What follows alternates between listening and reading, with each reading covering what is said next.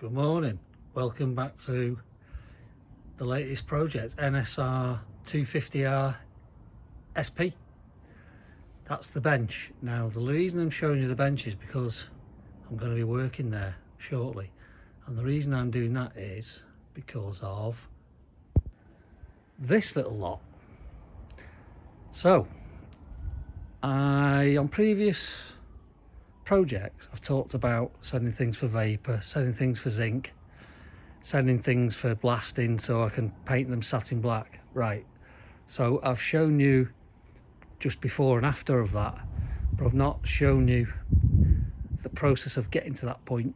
So I thought I'd just show you, because a lot of people out there won't know how much work goes into this. So a lot of people might think you just split your various items. So that's silver clear zinc, these are going to be black zinc for this Honda, whereas if it was a Suzuki they'd be green, olive drab. All that lot's for vapor blasting, that lot there, and those there are for sandblasting so that I can paint them satin black. So you don't really realise how much work's entailed, so I thought I'd show you. I didn't realise myself until I assembled it all. So to enable these parts to go to zinking, you don't just send them like this, because if I sent them like that, they literally dip them in cleaning fluids and acids to get whatever they could off. But this surface rust would basically still be there, apart from it wouldn't be rusted, but it'd still be pitted, etc., and loose. So that's a good bracket there to show you, because that's really rusty.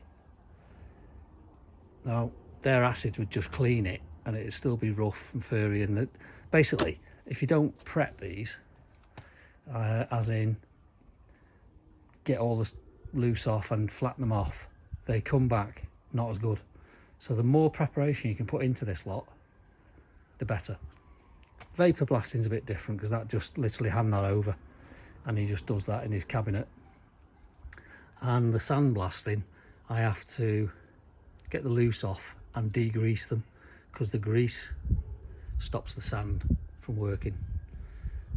So to do all that, I need this kit.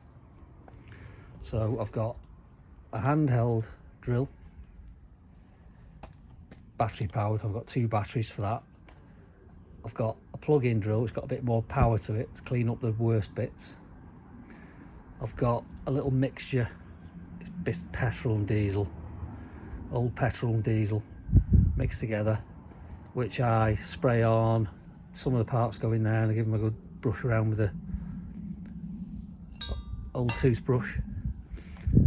A rag just to wipe things down, extension lead for the drill. Then I've got various wire brushes and wire wheels that go in the drill bit. Air cans, because this is a noisy process. Gloves to try and keep the hands semi-clean, and an essential item, well, one of them is the phone that I'm recording on, and earphones that go inside your cans so I can listen to a podcast or the radio, because it's monotonous. There is one thing I forgot to bring out, and that's a mask, but I do it outside to cut down on the dust that's in the air. For me, better to do it outside than indoors, hence why I've got the outdoor bench. So many hours ahead of me, but I'm going to, because I want to drop the vapor off this afternoon. While I'm out, I'm going to drop the sandblasting with my pal, who can get it done at work for me, and then I'll slowly chip away at this lot. Believe it or not, this might take me 4, 5, 6 hours to do it properly, but I'll do this lot first so then I can drop it off. I might show you, if I can rig it up, I might show you a little bit of me doing this as well, just so you see what it entails. But that's basically it. So this is the hard graft on a bike restoration. I thought you might be interested in that.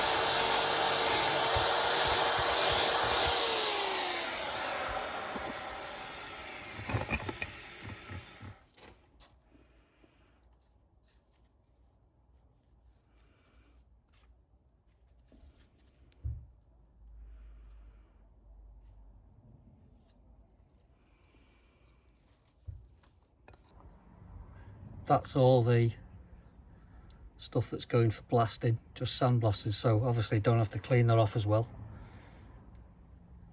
Just have to degrease it and get the real bad loose stuff off. And then that's a start I've made on the zinking. So that's the sort of level you have to get things to in order to get a nice finish. Lots more to go.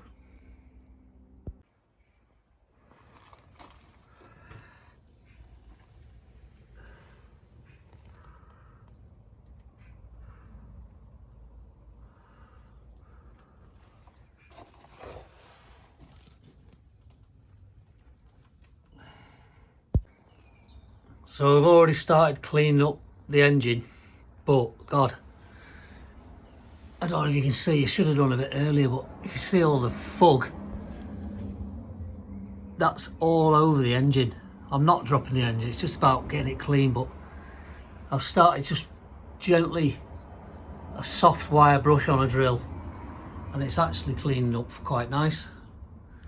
Obviously, stripping the engine, you'd get all this vapour blasted, but I'll take the screws off one by one, replace them, and clean behind while I do it.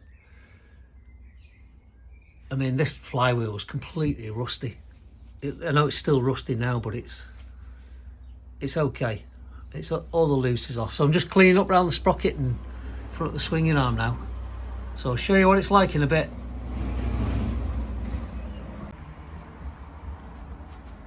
As you'll have seen on the RGV250P video the other week, the carbs that I showed you, obviously it's a V-twin, this is a V-twin, but what I've never realised on an NSR is the carbs are parallel.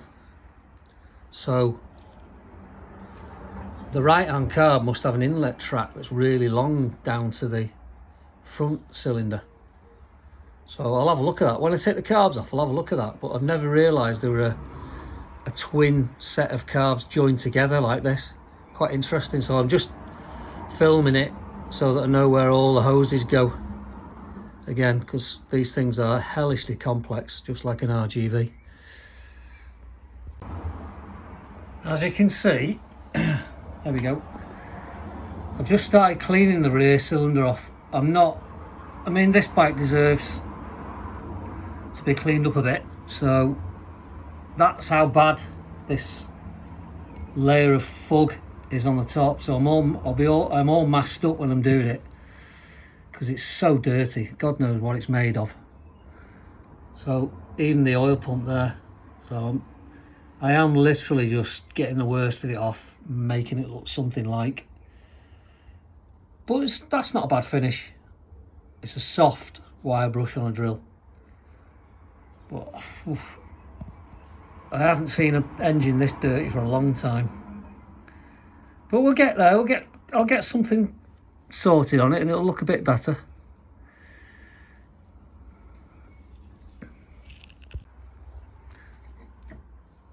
looking a bit cleaner now. That's a good few hours later. Wow. I've been in, it's 12:30 lunchtime, and I've been in here since 8 AM. Just cleaning away. Cleaning and cleaning. So it's looking better. Touched up the subframe, cleaned all that up. All around that engine case. You remember the fug I showed you earlier on in the video? Well, it's looking more like it's fit for purpose. There we go. Like I say, not going as far as taking the thing to bits. Just wasting money, costing gaskets and all sorts. So, but yeah, bit better all around there. A few oil tank there. Touch this subframe in. Black paint. Smooth right, actually. Black smooth right, because it was really rusty and uneven, so it's helped a bit actually. This was just complete rust around here. So yeah, obviously a full restoration, you'd strip all this off, take the wiring loom out, get it blasted, get it powder coated. But like I say, it's a light job, this bike. I mean, in here, oh, disgusting. So I took those bolts out one by one, put a different bolt in there while I cleaned it up. That is looking a lot better around there. So you're putting the carbs, just going to give the carbs a quick once over. Check the jets, but she was running all right, so just give it a quick once over. And then it's on to the lovely back end swinging arm and shock. So that's another good few hours work. But after that, we're in a good place.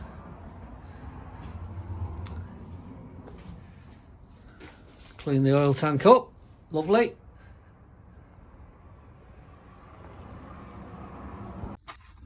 Just giving the carbs a bit of a clean out, just checking them really. They are very different to RGV carbs, like I've said, but I've done the right hand side. Pilot jet was okay, it needed a little bit of a clean, so airline wire brush down there, wire brush that, a wire off a wire brush. But I've just taken off the bowl to the right hand carb, these are back to front, and look at that, look at that, wow. Now this just goes to show, apparently these carbs have been cleaned out, so this just goes to show why you need to check your carbs regularly. So that'll be a bit of rust out the tank, bit of rust in the lines, bit of gunk in the lines, old fuel gone off, you name it, it'll be in there. Hence why your pilot jets get blocked. So think on, guys. Two strokes need a lot of maintenance, especially the carbs.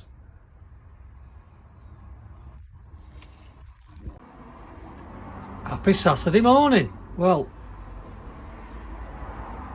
not a great deal to show you. I'm just about to reinstall the yoke, bottom yoke, all the head bearings and the top yoke.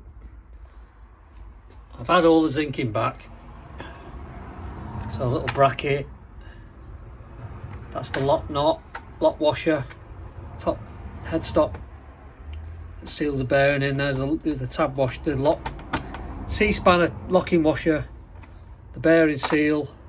I've put new ball bearings in the races. I didn't want to go to the expense and hassle of putting tapers in, just trying to keep the cost down a bit.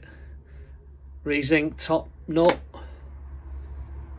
and I've painted the bottom yoke, which has been blasted by my mate Bob. So Just about to put it in the frame, and I've cleaned all the frame around the headstock, which looks quite nice. And I've cleaned all around the engine as I've shown you. There's all the zinking that's come back. Blasting, I've been starting to paint things, that's front fairing bracket. And there's the vapour.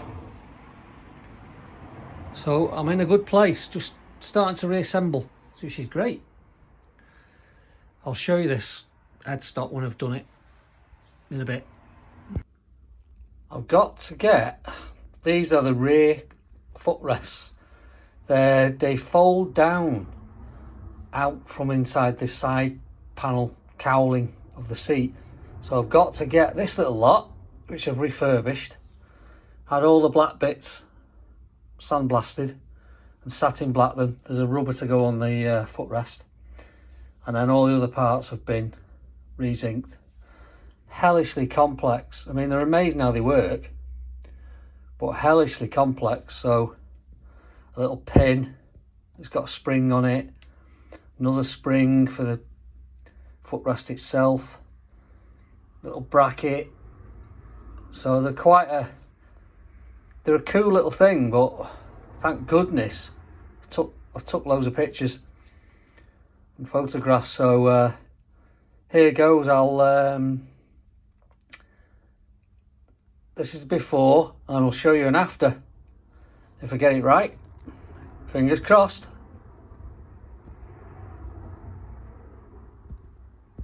As if by magic. Well, that's took me about an hour and a half to assemble both. They weren't the easiest thing to suss out. There's a couple of spring washers, a few bits and bobs inside there. The zinking's not brilliant because the bracket was so rusty, but they're great. Fold down like that, and then you push that lever first, and it does that, and then you pull the peg out. They're ingenious. And these, remember, I'll put a picture up, but they were so rusty. So quite pleased how they've turned out. You push that lever again and it folds back up. Clever little thing. It's scuffed it there, unfortunately, but it's the way they're built, so it's not seen, so they're great. I'm happy with them. Right, next job is assemble these clocks. So I've had it blasted and painted the clocks around and the mounting bracket, which was completely rusty. So it's a matter of just identifying all the nuts and bolts. Oops. And get the dials in. Let's see how it goes. Well, just assemble the clocks, and I'm really pleased with how they've turned out. All this surround was oxidised, and all the clock surrounds are oxidised. So turn it round, sorry. So use some WD-40, and I've cleaned all the rubbers that they mount to. Brand new washers and nuts. What else? A few new screws in there, a few of them. All these little rubbers cleaned. Obviously I showed you the frame before, which has been blasted and painted. So yeah, happy with them.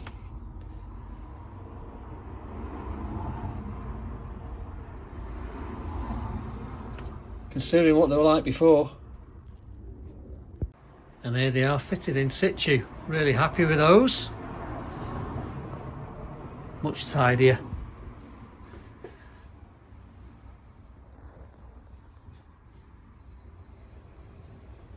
Great. What's next?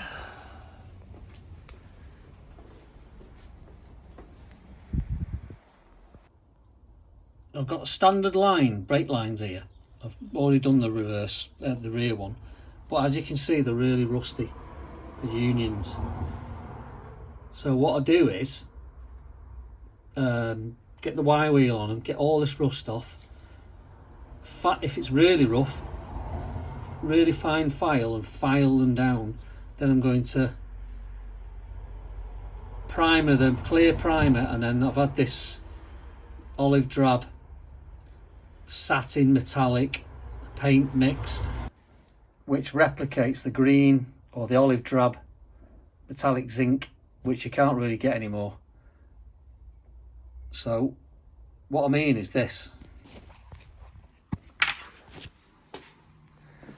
Let's go to the bike. I've done a few brackets already, so rather than them being re-zinc, which I can't get hold of, I've done that with them, and I think you'll agree that's not bad replication. It's a good colour. You can still see the metallic through it on the edges. Done another one there. So I had them zinced as part of the whole zinking process, but clear shiny silver zinc like that one there, which is hidden, so I've just left that. And then I've got this clear primer and a colour mix. So yeah, so I've done this brake line already. I've cleaned the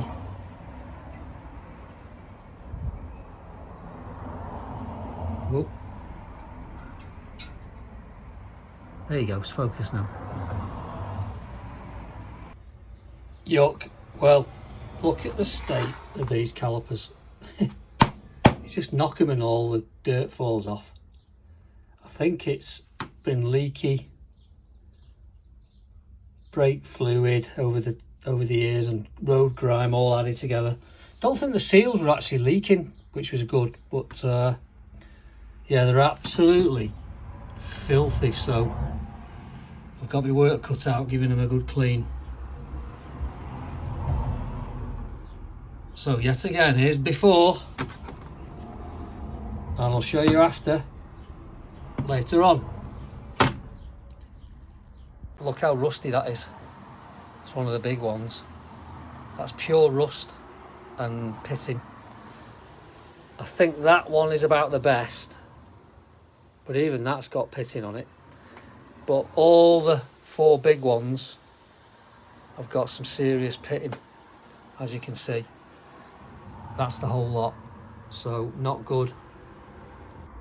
Just before I build the front brake calipers, they're all cleaned, all the bodies, so I just thought I'd show you everything's been re-zinced. So the bleeds, the pins, the covers, they black bolts didn't need doing, but I've got these beautiful stainless steel pistons.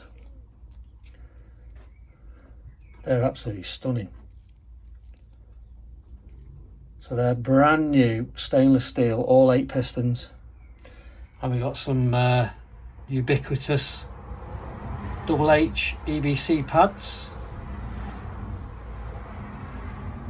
Yeah, so just getting building these now.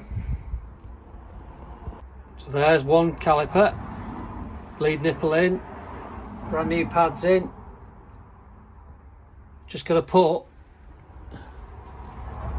that plastic cover, so that goes on like that, just pops on.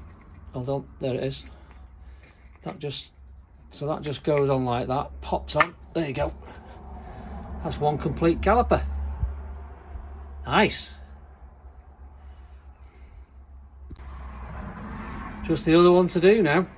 There it is. Doesn't take long. Right, okay, the time's come to start cleaning up these plastics. Now, as I said at the start, I'm not going to do any paint on these. These are just going to get a thorough deep clean, replace any fasteners that are a bit rusty or whatever, and then I'll give them a T-cut and a polish. So we'll just have a little inspection of what they're like. So front mudguard is white plastic, so genuine. There's the codes on it. That's where the fork seal's been leaking a long time, so that'll get good degrease. Front nose cone, gonna leave the indicators on just degrease it all, mainly because I can't get that screw out. It's C-solid and I don't want to break the plastics. That one's okay. I've managed to get the headlight out, but as you can see the bracket's really rusty, so I've just cleaned it up best I can, and I'll paint that with some black smooth right and just good degrease, and I'll polish the screen up so it's clear. Main belly pan. Oh yeah, by the way, that SP Sport Productions decal is actually genuine. Been doing a bit of research, so it doesn't look it. It looks a bit homemade, but it is. I thought it was homemade because that font there is not very good and it doesn't line up with the end of the S, but apparently it's genuine.